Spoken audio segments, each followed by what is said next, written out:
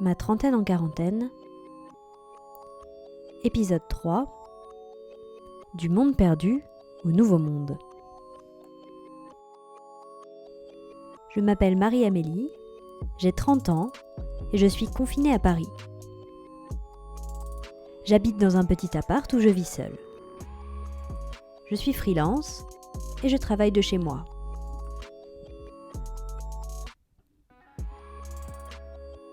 Dans le premier épisode de ce podcast, je parlais d'acceptation et de résignation face à la situation que nous sommes en train de vivre. Mais si je vais plus loin dans mon ressenti, je dirais qu'il y a autre chose. Quand je pense à hier, à l'avant-confinement, j'ai l'impression non seulement que c'était il y a des années, mais parfois même que j'ai rêvé.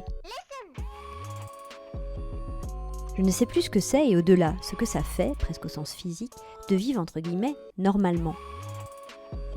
Alors j'ai fait un petit exercice pour essayer de me rappeler à quoi ressemblait la réalité d'avant, sur quelques points choisis. La liste est non exhaustive et je vous invite à la compléter à votre guise, selon votre propre expérience.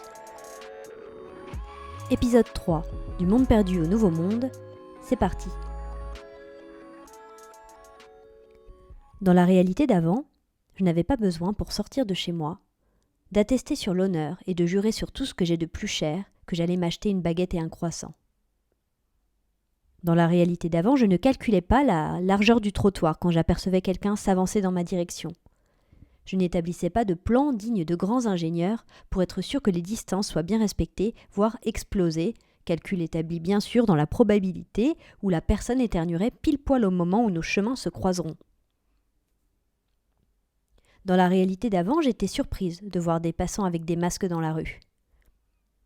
C'était associé pour moi au mieux aux personnes vulnérables, au pire aux grands hypocondriaques. Et plus encore, je ne me disais jamais « Ah, il est beau ce masque !» Alors que depuis que le nombre de badauds masqués a explosé à Paris, c'est une réflexion que je me fais quasiment à chaque sortie. Avec parfois une pointe d'envie. Je voudrais le même. Dans la réalité d'avant, la seule crainte que j'avais au supermarché, c'était que la main de la personne qui me devançait à la porte du rayon yaourt me pique le dernier paquet de danettes au chocolat, et non qu'elle soit porteuse de l'infernal Covid-19. Et pour continuer sur cette thématique avant, je ne vous apprends rien, pouvoir rentrer dans un magasin sans faire la queue n'était pas un privilège, mais un dû.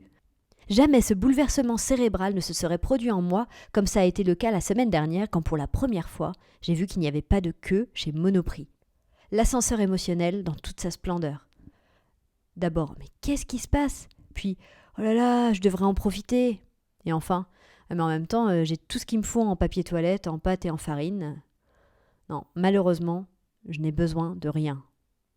Tant pis. La redescente, pour ne pas dire la déception de ne pas pouvoir profiter de l'aubaine. Et puis, si on va plus loin, je peux dire que cette impression me poursuit jusqu'à chez moi, dans mon canapé.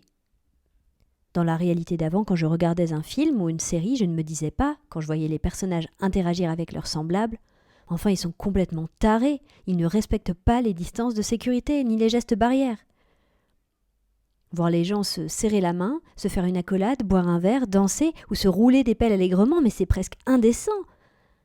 Cela me paraît irréel. Ou en tout cas, cela me semble être une réalité parallèle.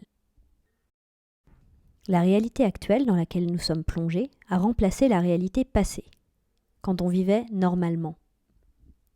Ce qui nous paraissait surprenant, impossible ou encore aberrant il y a quelque temps est rentré dans notre quotidien. On n'est plus surpris par les mêmes choses.